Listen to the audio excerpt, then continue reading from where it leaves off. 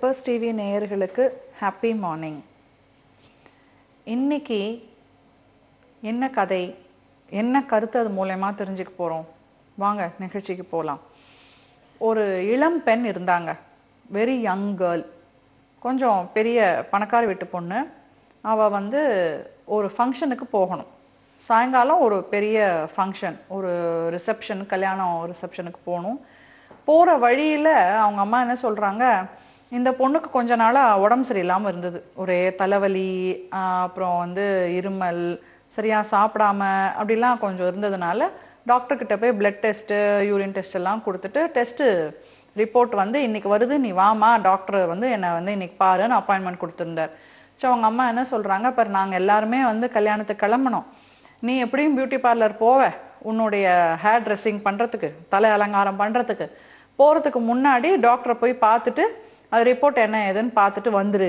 பார்த்துட்டு டாக்டரை பார்த்துட்டு அப்படியே பார்லரும் போயிட்டு கரெக்டா வந்துரு. நீ கிளம்பி அப்புறம் நம்ம போகணும், அதனால லேட் பண்ணாத அப்படின்னு சொல்றாங்க. இந்த பொண்ணும் டாக்டருக்கு பார்க்கறதுக்கு போறா. டாக்டர் கிட்ட அப்பாயின்மெண்ட் கிடைச்சு வெயிட் பண்ணி உள்ள போறா. உள்ள போனா டாக்டர் ஒரு அதிர்ச்சிகரமான விஷயம் சொல்றாரு. என்னம்மா, நான் இதை எதிர்பார்க்கவே இல்லை, வீட்டில் யாராவது பெரியவங்களை கூட்டிட்டு வா அப்படின்னு சொல்றாரு. பெரியவங்களையா?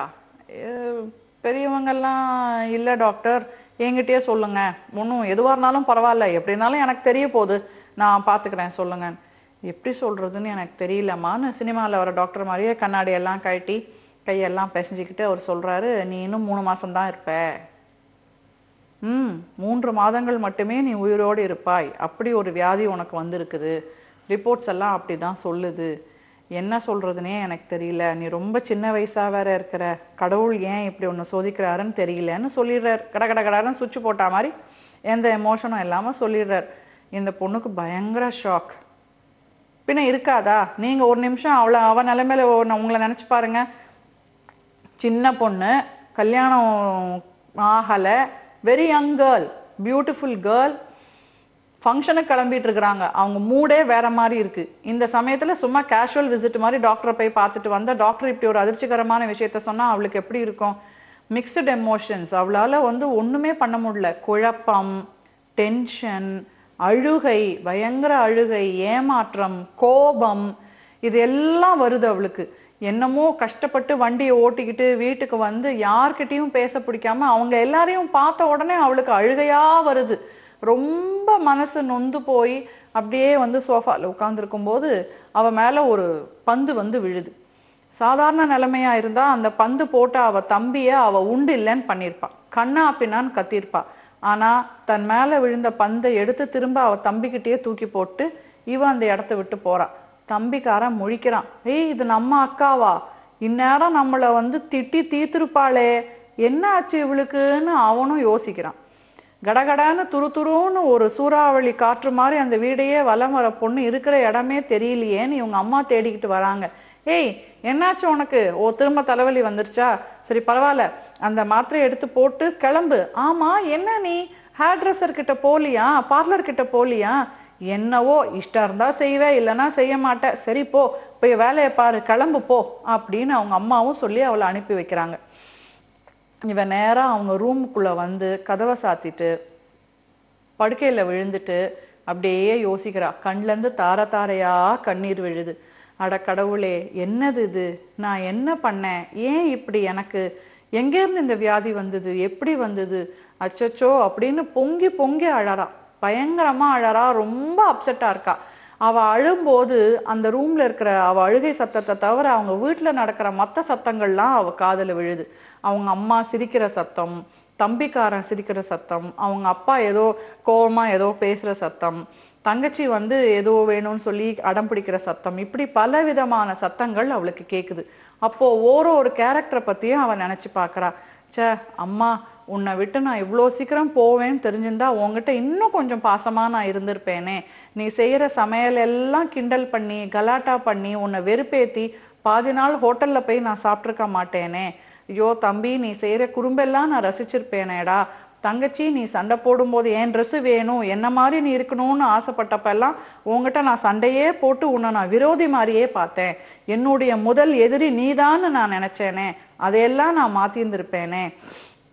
அப்பா எப்படி உங்களை நான் விட்டு போறேனே அப்பா, என் நிலைமை உங்களுக்கு தெரியவே தெரியாதே, என்னப்பா பண்றது, உங்களுக்கு என் மேல ரொம்ப உயிராச்சே, நீங்க அப்படியே உடைஞ்சு போயிடுவீங்களே அப்படின்னு பலவிதமான எமோஷன்ஸ் அவளுக்கு வருது.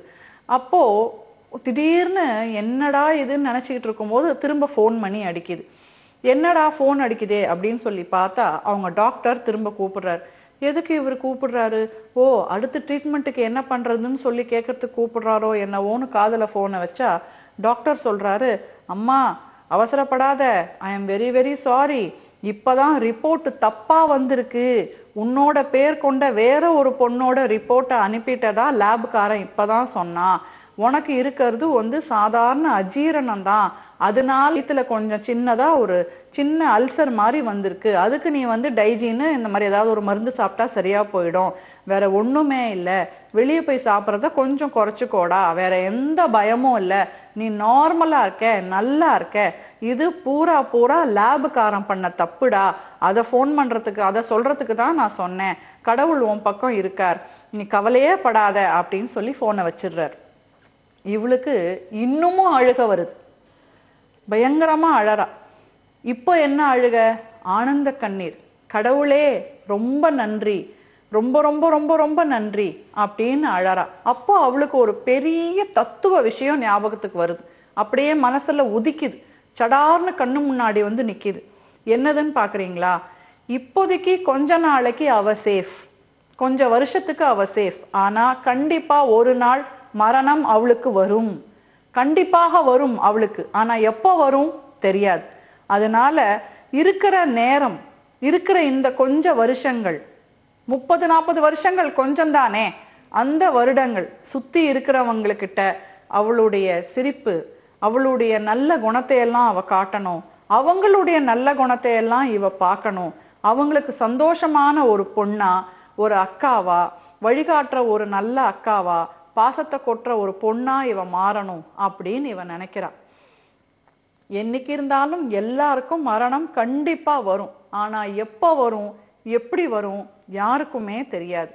அதனால ஒவ்வொரு நேரமும் ஒவ்வொரு நாளும் நாம தேவையில்லாத பேச்சுக்கள், தேவையில்லாத விஷயங்களை தவிர்த்துட்டு, இங்கிலீஷ்ல ஒரு வார்த்தை உண்டுங்க, ஆல்வேஸ் பி ரிப்பென்டென்ட் அப்படின்னு. ரிப்பென்டென்ட் அப்படின்னா வருந்தத்தக்க செயல்களை செய்தவர்கள் அதை நினைச்சு வருத்தப்படுறது, மனசார வருத்தப்படுறது. இப்பெல்லாம் சம்பிரதாயத்துக்கு சாரி அப்படின்னு சொல்லிட்டு அதே தப்ப பண்ணிட்டு இருக்கிறோமே, அது கிடையாதுங்க.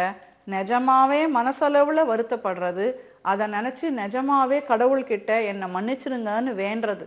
கடவுள்கிட்ட வேண்டது இருக்கட்டும், நாம யாரை துன்புறுத்தினோமோ யாரை புண்படுத்தினோமோ அவங்க கிட்ட முதல்ல சாரி சொல்லுவோம், யாரை நாம நேசிக்கிறோமோ அந்த நேசிப்பை வெளியே காட்டுவோம், எல்லாருக்கும் சந்தோஷத்தை கொடுப்போம், முக்கியமா எல்லாருக்கும் அவங்க நல்லதை இன்னும் எடுத்து சொல்லுவோம், கெட்டதை குறைச்சிக்கிறதுக்கு வழியும் சொல்லுவோம். இப்படி அந்த பொண்ணு முடிவெடுக்கிறா. அந்த பொண்ணு மட்டும் இல்லைங்க, நம்மளுக்கும் அதே தான், நாம எல்லாருக்கும் மரணம் வரும், எப்போ வரும் தெரியாது. அதனால இருக்கிற இந்த காலகட்டத்தை நாம எந்த மாதிரி நடத்திக்கிட்டு போறோம், நம்ம வாழ்க்கை நாம தான் வாழ போறோம், எப்படி வாழ போறோம் அப்படிங்கிறது நம்ம கையில தாங்க இருக்கு. இன்னைக்கு இந்த கருத்தோட கதையோட உங்களை சந்திச்சிருக்கேன். நாளைக்கு வேற ஒரு புதிய கருத்தோடையும் கதையோடையும் உங்களை சந்திக்கிறேன். நன்றி, வணக்கம்.